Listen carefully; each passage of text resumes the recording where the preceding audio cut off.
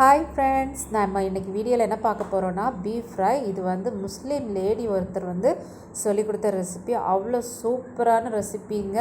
எப்படி பண்ணுறதுன்னு வீடியோக்குள்ளே போய் பார்க்கலாம் வாங்க. ஒரு 2-2.5 ஸ்பூன் போல் கரம் மசாலா எடுத்துக்கோங்க. நான் இது வீட்டில் பண்ண கரம் மசாலா. அடுத்து வந்து மல்லித்தூள் 1/2 ஸ்பூன், சில்லி பவுடர் 1.5 ஸ்பூன் போல் எடுத்துக்கோங்க. அப்புறம் 4 பல்லு பூண்டு, கொஞ்சமாக இஞ்சி, அதுக்கப்புறமா வினிகர். இது இவ்வளவும் எடுத்துகிட்டு 1 டீஸ்பூன் போல் வினிகர் போட்டு நம்ம மிக்சியில் போட்டு அடித்து எடுத்துக்கலாம். இதுக்கப்புறமா வந்து குக்கர் வந்து சூடாகிடுச்சு. இப்போ வந்து ஒரு 2 டேபிள் ஸ்பூன் போல் ஆயில் ஊற்றிட்டு சூடாகட்டும். ஆயில் சூடாகிடுச்சு. இதில் வந்து ஒரு 1/2 ஸ்பூன் போல் மஞ்சத்தூள் போட்டலாம். மஞ்சத்தூள் போட்டுட்டு அதுக்கப்புறமா நம்ம அடித்து வச்சோம்ல, அதில் வந்து 1 ஸ்பூன் போல் எடுத்து நல்லா மிக்ஸ் பண்ணி விடுங்க.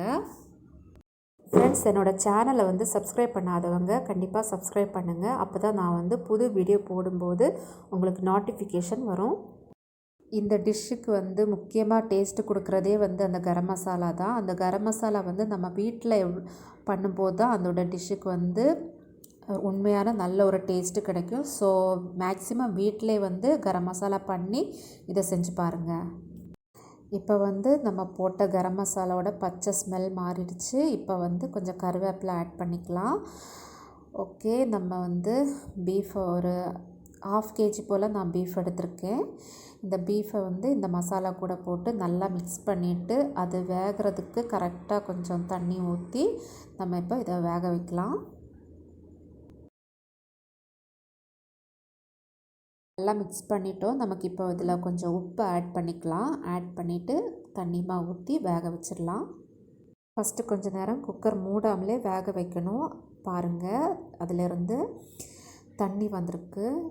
கொஞ்சம் கலரும் சேஞ்சாக இருக்குது பாருங்கள். இந்த டைமில் நம்ம வந்து அது வேகிற அளவுக்கு கொஞ்சம் கூட தண்ணியை ஊற்றிட்டு மூடி வச்சு வேக வைக்கணும்.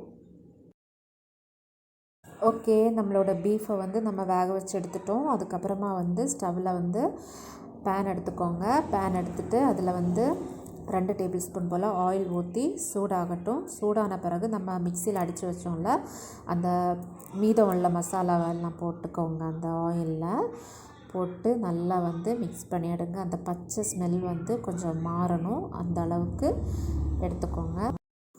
இது வந்து முஸ்லீம் வீட்டில் இப்படி தான் ஃப்ரை பண்ணுவாங்க. ஒரு ஸ்பெஷல் டேக்கு அவங்க கொடுத்துருந்தாங்க. டேஸ்ட் ரொம்ப சூப்பராக இருந்துச்சு. ஸோ நான் வந்து இதோட ரெசிபி கேட்டிருந்தேன். இது வந்து கேரளாவோட ஸ்டைல் பீஃப் ஃப்ரை. ஒரு 5 நிமிஷம் போல் வேக விடுங்க. ஸோ பாருங்கள், சூப்பராக வந்திருக்கு. இதில் வந்து இப்போ வந்து கொஞ்சம் கருவேப்பிலை ஆட் பண்ணிவிட்டு ஒரு 4 பச்சை மிளகா போல் முழுசாகவே போட்டுருங்க. போட்டு வந்து நல்லா மிக்ஸ் பண்ணி விடுங்க. மிக்ஸ் பண்ணி விட்டுட்டு திரும்பவும் மூடி வச்சு வேக விடுங்க.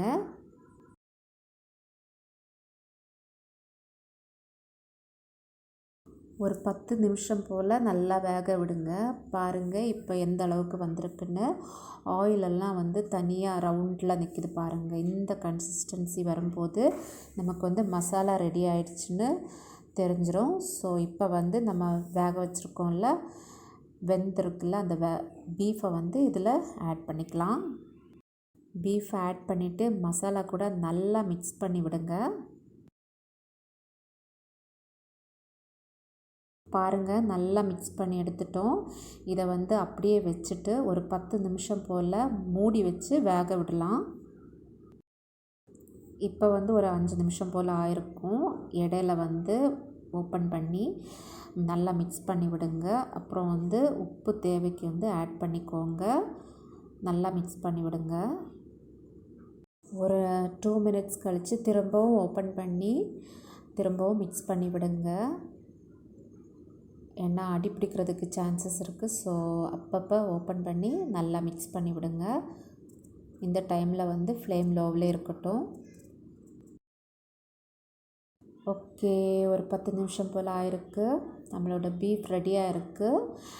இந்த டைமில் எடுக்கும்போது வந்து கரெக்டாக இருக்கும். இன்னும் நம்ம ஃப்ரை பண்ணோன்னா கொஞ்சம் ஹார்டாக இருக்கும். ஸோ இந்த டைமில் எடுத்துக்கோங்க. மேக்ஸிமம் 10 மினிட்ஸ் அவ்வளோ போதும். இனி நம்ம வந்து ஃப்ளேம் ஆஃப் பண்ணிவிட்டு வேறு பிளேட்டில் எடுத்துக்கலாம். இவ்வளோதான் ஃப்ரெண்ட்ஸ், நம்மளோட பீஃப் ஃப்ரை வந்து ரெடியாக இருக்குது. இந்த மாதிரி பண்ணி சாப்பிட்டீங்கன்னா அவ்வளோ டேஸ்ட்டான, திரும்ப திரும்ப பண்ணி சாப்பிடுவீங்க. அவ்வளோ ஒரு டேஸ்ட்டான ரெசிபி. கண்டிப்பாக எல்லோரும் செஞ்சு பாருங்கள். அப்புறம் என்னோடய சேனலை வந்து மறக்காமல் சப்ஸ்கிரைப் பண்ணுங்கள். தேங்க்யூ.